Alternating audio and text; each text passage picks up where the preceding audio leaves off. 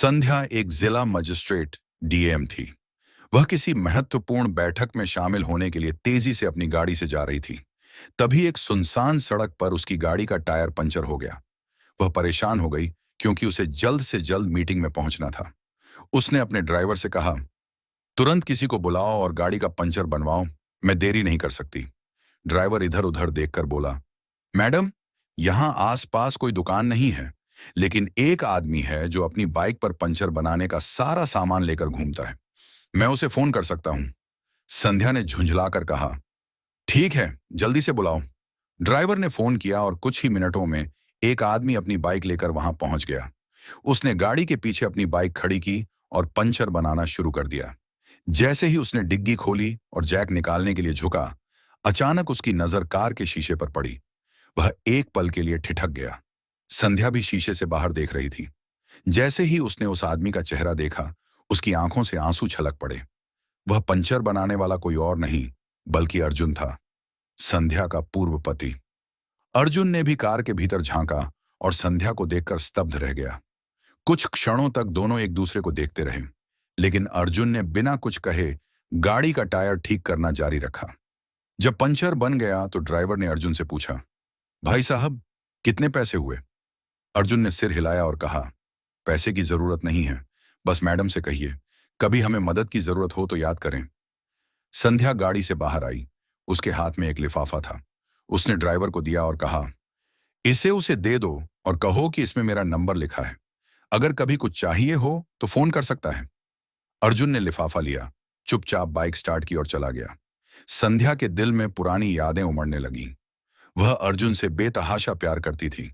दोनों ने प्रेम विवाह किया था, लेकिन परिवार की ऊंच नीच, अमीरी गरीबी की खाई ने उनके रिश्ते में दरार डाल दी। संध्या की मां उसे समझाती रही कि अर्जुन उसके लायक नहीं है। धीरे धीरे झगड़े बढ़े और आखिरकार तलाक हो गया। तलाक के बाद संध्या ने पढ़ाई जारी रखी और डीएम बन गई। इधर अर्जुन का जीवन बिखर गया। उसकी आर्थिक स्थिति इतनी बिगड़ गई कि उसे अपनी पुश्तैनी जमीन तक बेचनी पड़ी। आखिरकार उसने गुजारा करने के लिए पंचर बनाने का काम शुरू किया। रात को अर्जुन ने लिफाफा खोला। उसमें 50,000 रुपए रखे थे और बाहर संध्या का नंबर लिखा था। उसने देर तक उस नंबर को देखा, फिर गहरी सांस ली। दूसरे दिन सुबह संध्या के फोन पर एक मैसेज आया, अगर तुम सच में जानना चाहती हो कि मैं पंचर क्यों बना रहा हूं तो मिलो मुझसे।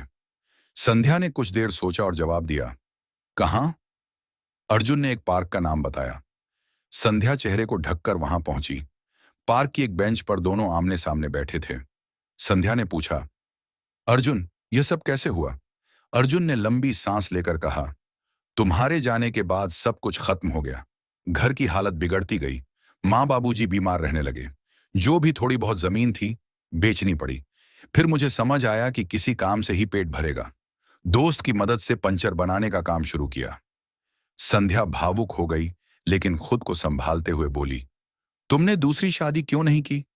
अर्जुन ने मुस्कुराकर कहा, शादी तो एक ही बार होती है। यह सुनकर संध्या की आंखों में चमक आ गई। वह धीरे से बोली, अर्जुन, मैं अब भी तुम्हें चाहती हूं। मुझसे बहुत बड़ी गलती हो गई थी।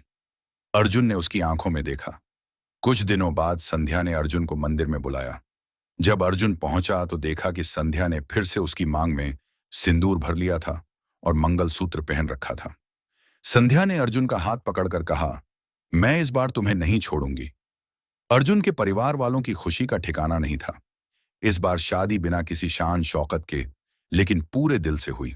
अर्जुन और संध्या फिर से एक हो गए और इस बार उनका प्यार और भी मजबूत था।